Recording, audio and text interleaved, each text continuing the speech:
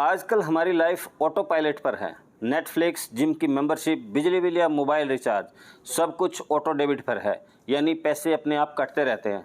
पर क्या आपके साथ भी कभी ऐसा हुआ है, अचानक बैंक से मैसेज आए 499 रुपये डेबिटेड और आपको याद ही नहीं कि ये पैसे कटे क्यों? असली दिक्कत तो तब होती है जब आप सब्सक्रिप्शन भूल जाते हैं या बिना जानकारी के पैसा कट जाता है। यही समस्या लाखों लोगों के साथ हो रही थी। अब राहत की खबर ये है कि आरबीआई यानी भारतीय रिजर्व बैंक ने आपके बैंक अकाउंट से बिना बताए कटने वाले पैसों पर ब्रेक लगा दिया है। आरबीआई के नए नियमों के अनुसार अब 15,000 रुपये तक की रिकरिंग पेमेंट तो बिना ओटीपी के कटेगी, लेकिन इससे ज़्यादा की पेमेंट पर एक्स्ट्रा ऑथेंटिकेशन यानी ओटीपी या पिन जरूरी होगा। लेकिन रुकिए, म्यूचुअल फंड, इंश्योरेंस प्रीमियम और क्रेडिट कार्ड बिल जैसे जरूरी कामों के लिए यह लिमिट 1,00,000 रुपये कर दी गई है। इससे छोटे पेमेंट आसानी से जारी रहेंगे और बड़े पेमेंट ज़्यादा सिक्योर हो जाएंगे। आरबीआई के नए फ्रेमवर्क के अनुसार ये नियम यूपीआई, ऑटो पे, debit card, credit card, instrument और प्रीपेड पेमेंट, इन सभी पर तुरंत प्रभाव से लागू कर दिए गए हैं।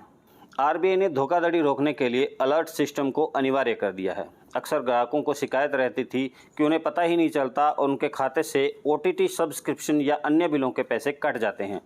अब कोई भी रिकरिंग पेमेंट से कम 24 घंटे पहले आपके पास एक नोटिफिकेशन आएगा। इसमें दुकानदार का नाम, अमाउंट और तारीख साफ लिखी होगी।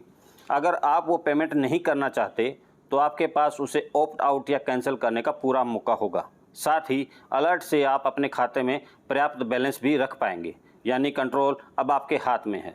ई मैंडेट सिस्टम ने ऑटो डेबिट को ज़्यादा सुरक्षित और यूज़र फ्रेंडली बना दिया है।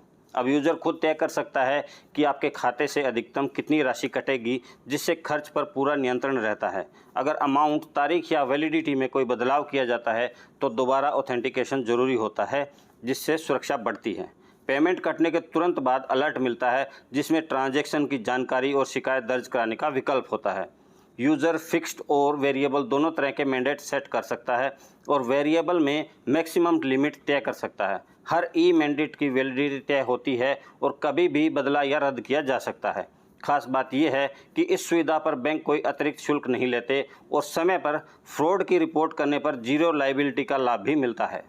आरबीआई का यह कदम डिजिटल बैंकिंग को सुरक्षित और कस्टमर फ्रेंडली बनाने के लिए है। तो अगली बार जब आपके फ़ोन पर ऑटो डेबिट का अलर्ट आए तो उसे नज़रअंदाज न करें, क्योंकि अब सवाल ये नहीं कि पैसा कब कटेगा, सवाल ये है कि क्या आप अनुमति देंगे। यही है स्मार्ट बैंकिंग।